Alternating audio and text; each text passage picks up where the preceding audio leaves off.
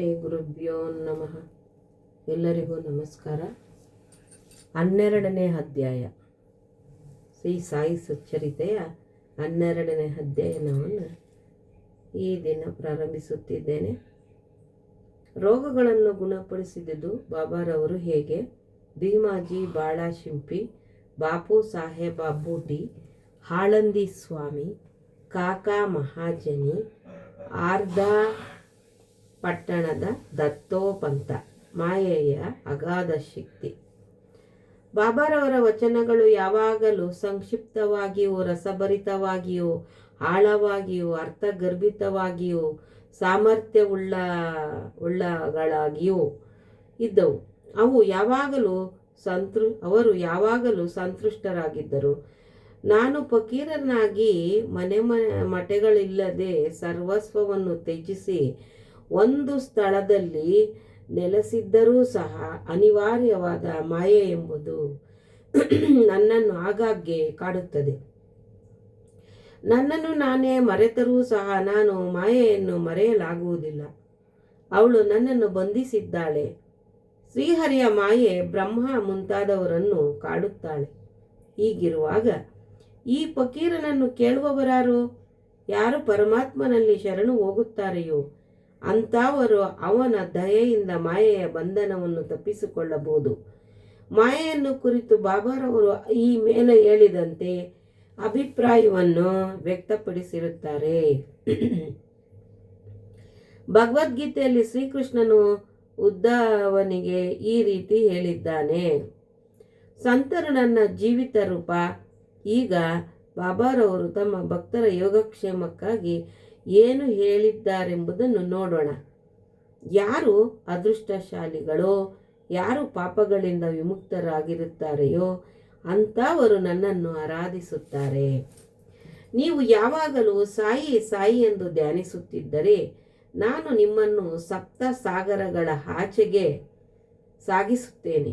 ನನ್ನ ವಚನಗಳಲ್ಲಿ ನಂಬಿಕೆ ಇಟ್ಟರೆ ಒಳ್ಳೆಯದಾಗುತ್ತದೆ. ನನ್ನ ಆರಾಧನೆಗೆ ಪೂಜಾ ಸಾಮಗ್ರಿಗಳ ಅವಶ್ಯಕತೆ ಇಲ್ಲ.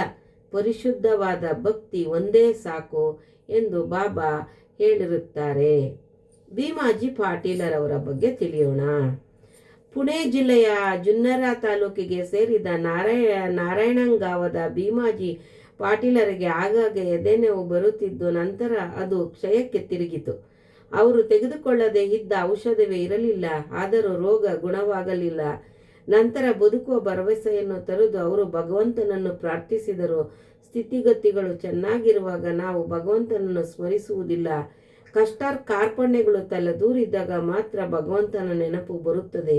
ಇದು ಮಾನವರ ಸಹಜ ಸ್ವಭಾವ. ಅಂತೆಯೇ ಭೀಮಾಜಿಯವರು ಸಹ ಈ ವಿಷಯದಲ್ಲಿ ಬಾಬಾರವರ ಪರಮ ಭಕ್ತರಾದ ನಾನಾ ಸಾಹೇಬ ಚಂದೋಲಕರ ಅವರ ಸಲಹೆ ಕೇಳುವ ಬಯಕೆ ಅವರಲ್ಲಿ ಮೂಡಿತು.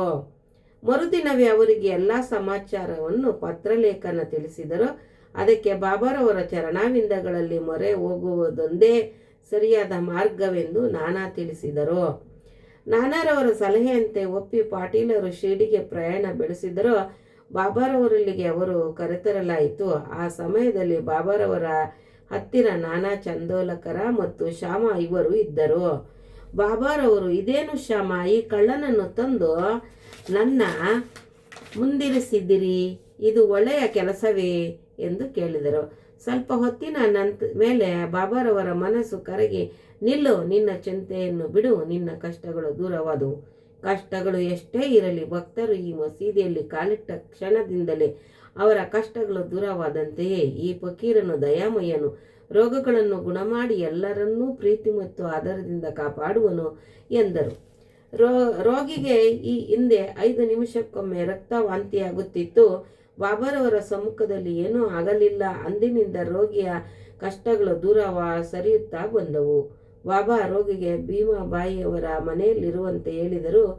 ಈ ಮನೆಯ ಪರಿಸ್ಥಿತಿ ಅಷ್ಟು ಆರೋಗ್ಯಕರವಾಗಿರಲಿಲ್ಲ. ಆದರೂ ಬಾಬಾರವರ ಆಜ್ಞೆಯನ್ನು ಪರಿಪಾಲಿಸಲೇಬೇಕಾಯಿತು. ಅಲ್ಲಿ ತಂಗಿದ್ದಾಗ ಬಾಬಾರವರು ಅವರ ರೋಗವನ್ನು 2 ಸಲ ಕನಸಿನಲ್ಲಿ ಬಂದು ಗುಣಪಡಿಸಿದರು.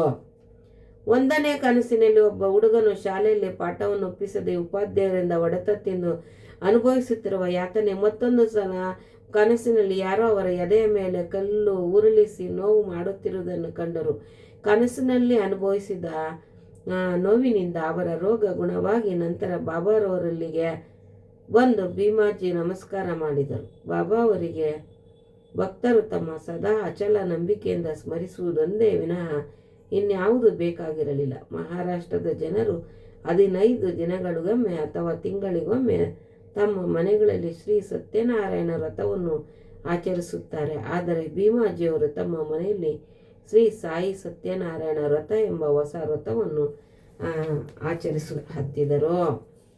ಬಾಳ ಗಣಪತಿ ಶಿಂಪಿ ಇವರ ಬಗ್ಗೆ ತಿಳಿಯೋಣ. ಬಾಬಾರವರ ಇನ್ನೊಬ್ಬ ಭಕ್ತರಾದ ಬಾಳ ಗಣಪತ ಶಿಂಪಿಯವರು ಭಯಂಕರವಾದ ಮಲೇರಿಯಾ ರೋಗದಿಂದ ನರಳುತ್ತಿದ್ದರು. ಅವರು ಎಲ್ಲ ಥರದ ಔಷಧಿಗಳನ್ನು ಉಪಯೋಗಿಸಿದರೂ ರೋಗ ಗುಣವಾಗದೇ ಇದ್ದುದರಿಂದ ಕರುಣಾಮಯಿ ಬಾಬಾರವರ ಅಡಿದಾವರೆಗಳಲ್ಲಿ ಬಿದ್ದರು. ಬಾಬಾರವರವರಿಗೆ ಒಂದು ಅದ್ಭುತವಾದ ಉಪಾಯವನ್ನು ಸೂಚಿಸಿದರು. ಲಕ್ಷ್ಮೀ ದೇವಸ್ಥಾನದ ಮುಂದೆ ಒಂದು ಕರಿ ನಾಯಿಗೆ ಮೊಸರು ಅನ್ನ ಕೊಡು ಎಂದು ಬಾಬಾ ಬಾಳ ಶಿಂಪಿಗೆ ಹೇಳಿದರು. ಬಾಳ ಇದನ್ನು ಕಾರ್ಯಗತ ಮಾಡುವುದು ಹೇಗೆ ಎಂದು ಯೋಚಿಸುತ್ತಾ ಮನೆಗೆ ಬಂದರು. ಆಗ ಮನೆಯಲ್ಲಿ ಅನ್ನ ಮೊಸರು ಇತ್ತು. ಅವೆರಡನ್ನು ಬೆರೆಸಿ ಲಕ್ಷ್ಮೀ ದೇವಸ್ಥಾನದ ಬಳಿ ತೆಗೆದುಕೊಂಡು ಬಂದರು. ಅಷ್ಟರಲ್ಲೇ ಒಂದು ಕರಿ ನಾಯಿ ಬಾಲವನ್ನು ಅಲ್ಲಾಡಿಸುತ್ತಾ ಹಸಿವಿನಿಂದ ಬಂದಿತು. ಬಾಳ ಶಿಂಪಿ ಅದನ್ನು ನಾಯಿಯ ಮುಂದಿಟ್ಟರು. ನಾಯಿಯು ಅದನ್ನು ಸಂತೋಷದಿಂದ ಭಕ್ಷಿಸಿತು. ಕೆಲವೇ ದಿನಗಳಲ್ಲಿ ಬಾಳರವರ ಮಲೇರಿಯಾ ರೋಗ ಗುಣವಾಯಿತು. ಬಾಪು ಸಾಹೇಬ ಬೂಟಿಯವರಿಗೆ ಒಂದು ಸಾರಿ ವಾಂತಿ ಮತ್ತು ಆಮಶಂಕೆ ಆರಂಭವಾಯಿತು. ಯಾವ ಔಷಧಿಗಳಿಂದಲೂ ಗುಣ ಕಾಣಲಿಲ್ಲ. ಬಹಳ ಆಯಾಸವಾಗಿದ್ದರಿಂದ ಮಸೀದಿಗೆ ಹೋಗಲು ಸಹ ತ್ರಾಣವಿಲ್ಲದಂತಾಯಿತು.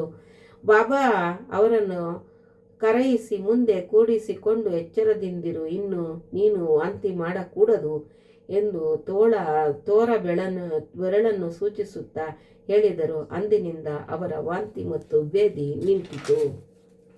ಇನ್ನೊಂದು ಸಂದರ್ಭದಲ್ಲಿ ಅವರಿಗೆ ಕಾಲರಾ ಜಾಡ್ಯವು ಅಂಟಿಕೊಂಡು ಬಹಳ ಬಾಯಾರಿಕೆಯಿಂದ ಬಳಲುತ್ತಿದ್ದರು. ಡಾಕ್ಟರ್ ಪಿಳ್ಳೆ ಅವರು ಅವರಿಗೆ ಅನೇಕ ಔಷಧಿಗಳನ್ನು ಕೊಟ್ಟರು. ಗುಣ ಕಂಡು ಬರಲಿಲ್ಲ.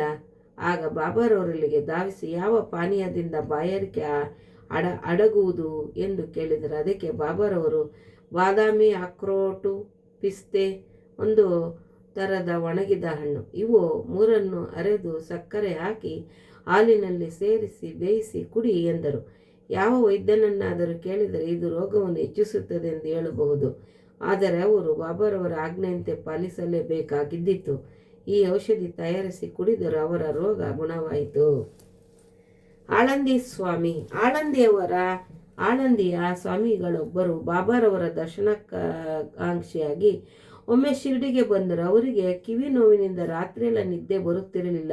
ಅವರಿಗೆ ಚಿಕಿತ್ಸೆ ಸಹ ಆಗಿತ್ತು, ಆದರೂ ಗುಣವಾಗಿರಲಿಲ್ಲ. ನೋವು ಬಲವಾಗಿ ಏನು ಮಾಡಲು ತೋಚಲಿಲ್ಲ. ಅವರು ಬಾಬಾರವರ ದರ್ಶನ ಪಡೆಯಲು ಬಂದರು. ಆಗ ಶ್ಯಾಮ ಅವರು ಸ್ವಾಮಿಯವರ ಕಿವಿ ನೋವು ಹೋಗುವಂತೆ ಏನಾದರೂ ಮಾಡಿರಿ ಎಂದು ಬಾಬಾರವರಲ್ಲಿ ಬೇಡಿದರು. ಆಗ ಬಾಬಾರವರು ಅಲ್ಲ ಅಚ್ಚಾ ಕರೇಗ, ದೇವರು ಒಳ್ಳೆಯದನ್ನು ಮಾಡುತ್ತಾನೆ ಎಂದು ಸಮಾಧಾನಪಡಿಸಿದರು. ಸ್ವಾಮಿಯವರು ಪುಣೆಗೆ ಹೋದ 1 ವಾರದ ನಂತರ ಕಿವಿ ನೋವು ಗುಣವಾಗಿದೆ ಎಂದು ಪತ್ರ ಬರೆದರು. ಹೀಗಿತ್ತು ಬಾಬಾರವರ ಮಾತಿನ ಪ್ರಭಾವ.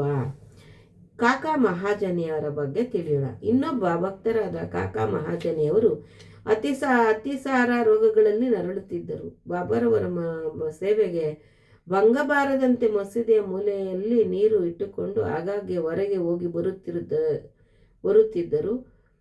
ಬಾಬಾರವರಿಗೆ ಇದು ಗೊತ್ತಿತ್ತು. ಅವರೇ ಗುಣ ಮಾಡುತ್ತಾರೆಂದು ಸುಮ್ಮನಿದ್ದು ಬಾಬಾರವರಿಗೆ ತಿಳಿಸಿರಲಿಲ್ಲ. ಮಸೀದಿಯ ಎದುರಿನಲ್ಲಿ ಕಲ್ಲು ಮಂಚ ಹಾಕುವ ಕೆಲಸ ಸಾಗುತ್ತಿದ್ದಾಗ ಬಾಬಾರವರು ಇದ್ದಕ್ಕಿದ್ದಂತೆ ಉದ್ರಿಕ್ತರಾಗಿ ಜೋರಾಗಿ ಕೂಗಿಕೊಂಡರು. ಅಲ್ಲಿದ್ದವರೆಲ್ಲರೂ ಹೆದರಿ ಓಡಿ ಹೋದರು. ಕಾಕರವರು ಮಾತ್ರ ಅವರ ಕೈಗೆ ಸಿಕ್ಕಿಬಿದ್ದರು. ಈ ಗಲಾಟೆಯಲ್ಲಿ ಯಾರೋ ಒಂದು ಕಡಲೆಕಾಯಿಯ ಚೀಲವನ್ನು ಅಲ್ಲಿಯೇ ಬಿಟ್ಟು ಹೋಗಿದ್ದರು. ಆಗ ಬಾಬಾರವರು ಒಂದು ಹಿಡಿ ಕಡಲೆಕಾಯಿಯನ್ನು ತೆಗೆದುಕೊಂಡು ಸುಲಿದು ಚೆನ್ನಾಗಿ ತಿಕ್ಕಿ ಕಾಕರವರಿಗೆ ಕೊಟ್ಟು ತಿನ್ನಲು ಹೇಳಿದರು. ಸುಲಿದು ಚೆನ್ನಾಗಿ ತಿಕ್ಕಿ ಕಾಕರವರು ಕೊಟ್ಟು ತಿನ್ನಲು ಹೇಳಿದ ನಂತರ ಹೀಗೆ ಬಾಬಾರವರು ಕೊಡುತ್ತಲೇ ಇದ್ದರು. ಕಾಕರವರು ತಿನ್ನುತ್ತಲೇ ಇದ್ದರು. ನಂತರ ಬಾಬಾರವರು ಬಾಯಾರಿಕೆಯಾಗಿದೆ ಎಂದು ಹೇಳಿ ನೀರು ತರಲು ಹೇಳಿದರು. ಕಾಕರವರು ನೀರು ತಂದು ಕೊಡಲು ಬಾಬಾ ತಾವು ಸ್ವಲ್ಪ ಕುಡಿದು ಕಾಕರವರು ಕುಡಿಯಲು ಹೇಳಿದರು. ಕಾಕಾರವರು ಸಹ ಸ್ವಲ್ಪ ನೀರನ್ನು ಕುಡಿದರು. ಆಗ ಬಾಬಾರವರು, ನಿನ್ನ ರೋಗ ಗುಣವಾಯಿತು, ಕಲ್ಲು ಮಂಚ ಹಾಕುವ ಕೆಲಸವನ್ನು ಆರಂಭ ಮಾಡಬಹುದು ಎಂದರು. ನಂತರ ಓಡಿ ಹೋಗಿದ್ದವರೆಲ್ಲ ಹಿಂದಿರುಗಿ ಕೆಲಸವನ್ನು ಆರಂಭ ಮಾಡಿದರು. ಅತಿಸಾರ ರೋಗಕ್ಕೆ ಕಡಲೆಕಾಯಿ ಔಷಧವೇ? ವೈದ್ಯರ ಅಭಿಪ್ರಾಯದಲ್ಲಿ ಕಡಲೆಕಾಯಿ ತಿನ್ನುವುದರಿಂದ ಅತಿಸಾರ ಹೆಚ್ಚಾಗುತ್ತದೆ. ಇದಲ್ಲವೇ ಬಾಬಾರವರ ಲೀಲೆ? ಆರ್ದಾದ ದತ್ತೋಪಂತ, ಇದರ ಬಗ್ಗೆ ತಿಳಿಯೋಣ. ಆರ್ದಾದ ಎಂಬುವರೊಬ್ಬರು 14 ವರ್ಷಗಳ ಕಾಲ ಹೊಟ್ಟೆ ಶೂಲೆಯಿಂದ ನರಳುತ್ತಿದ್ದರು. ಯಾವ ಔಷಧಿಗಳೆಂದು ಗುಣವಾಗಿರಲಿಲ್ಲ. ಬಾಬಾ ಅವರ ಹೆಸರನ್ನು ಕೇಳಿ ಶಿರ್ಡಿಗೆ ಬಂದರು. ಬಾಬಾರವರು ದಯಾಪೂರಿತ ದೃಷ್ಟಿಯಿಂದ ಅವರನ್ನು ನೋಡಿ ಅವರ ಮಸ್ತಕದ ಮೇಲೆ ಕೈ ಇಟ್ಟು ಆಶೀರ್ವದಿಸಿ ಉದಿ ಪ್ರಸಾದವನ್ನು ನೀಡಿದರು. ಅಂದಿನಿಂದ ಅವರ ಹೊಟ್ಟೆ ಶೂಲೆ ನಿವಾರಣೆಯಾಯಿತು. ಮಾಧವರಾವ ದೇಶಪಾಂಡೆ ಶ್ಯಾಮ ಒಮ್ಮೆ ಹೊಟ್ಟೆಯ ಶೂಲೆಯಿಂದ ನರಳುತ್ತಿದ್ದರು. ಅವರಿಗೆ ಬಾಬಾ ಸೋನಾಮುಖಿ ಕಷಾಯ ಕುಡಿಯುವಂತೆ ಹೇಳಿದರು. ಅದರಂತೆ ಕಷಾಯ ಕುಡಿಯಲು ರೋಗ ಗುಣವಾಯಿತು. 2 ವರ್ಷಗಳ ನಂತರ ರೋಗ ಮತ್ತೆ ತಲೆದೂರಿತು. ಆ ಸಾರೆ ಬಾಬಾರವರನ್ನು ವಿಚಾರಿಸದೆ ಪುನಃ ಅದೇ ಕಷಾಯ ಮಾಡಿ ಶ್ಯಾಮ ಕುಡಿದರು. ಆದರೆ ಆಗ ಹೊಟ್ಟೆ ಶೂಲೆ ಹೆಚ್ಚಾಯಿತು. ನಂತರ ಬಾಬಾರವರ ದಯೆಯಿಂದ ಗುಣವಾಯಿತು. ಕಾಕಾ ಮಹಾಜನಿಯವರ ಅಣ್ಣಂದಿರೊಬ್ಬರಿಗೆ ಒಂದು ಸಾರೆ ಹೊಟ್ಟೆ ನೋವು ಆರಂಭವಾಯಿತು. ಅವರು ಬಾಬಾರವರ ಕೀರ್ತಿಯನ್ನು ಕೇಳಿ ಶಿರ್ಡಿಗೆ ಬಂದು ರೋಗ ಗುಣ ಮಾಡುವಂತೆ ಬೇಡಿದರು. ಬಾಬಾರವರು ಅವರ ಉದರವನ್ನು ಮುಟ್ಟಿ, ದೇವರು ಗುಣ ಮಾಡುತ್ತಾನೆ, ಚಿಂತಿಸಬೇಡ ಎಂದರು. ಅಂದಿನಿಂದ ಹೊಟ್ಟೆ ನೋವು ಗುಣವಾಗಿ ಪುನಃ ನೋವು ಬರಲೇ ಇಲ್ಲ. ನಾನಾ ಸಾಹೇಬ ಚಂದೋಲಕರ ಅವರಿಗೂ ಒಂದು ಸಾರಿ ಅತಿಯಾದ ಹೊಟ್ಟೆ ನೋವು ಆರಂಭವಾಯಿತು. ಯಾವ ಔಷಧಿಗಳೆಂದು ಗುಣವಾಗಲಿಲ್ಲ. ನಂತರ ಬಾಬಾರವರಲ್ಲಿ ಬಂದು ಕೇಳಿದರು. ಬಾಬಾರವರು ಬರ್ಫಿಯನ್ನು ತುಪ್ಪದಲ್ಲಿ ಸೇರಿಸಿ ತಿನ್ನು ಎಂದರು. ಈ ಔಷಧಿಯಿಂದ ಅವರ ಹೊಟ್ಟೆ ನೋವು ಗುಣವಾಯಿತು. ಇವುಗಳನ್ನು ಉಲಂಕುಷವಾಗಿ ಪರಿಶೀಲಿಸಿದರೆ ರೋಗಗಳನ್ನು ಗುಣಪಡಿಸಿದುದು ಬಾಬಾರವರ ಮೃದು ನುಡಿಗಳೇ ಹೊರತು ಔಷಧಿಗಳಲ್ಲ ಎಂದು ನಾವು ಮನಗಾಣಬಹುದು. ಸಾಯಿ ಪ್ರಣಾಮ್, ಸಾಯಿರಾಮ್. ಸರ್ವರಿಗೂ ಧನ್ಯವಾದಗಳು. ಈ ಒಂದು ಕಥೆಯನ್ನು ತಾವು ಮನಸ್ಸಿಟ್ಟು ಕೇಳಿದ್ದೇ ಆದರೆ ತಮ್ಮ ಎಲ್ಲ ಕಷ್ಟ ಕಾರ್ಪಣ್ಯಗಳು ದೂರವಾಗುವುದು ಎಂದು ಭಗವಂತನಲ್ಲಿ ಬೇಡುತ್ತಾ ಎಲ್ಲರಿಗೂ ಮತ್ತೊಮ್ಮೆ ಧನ್ಯೋಸ್ಮಿ.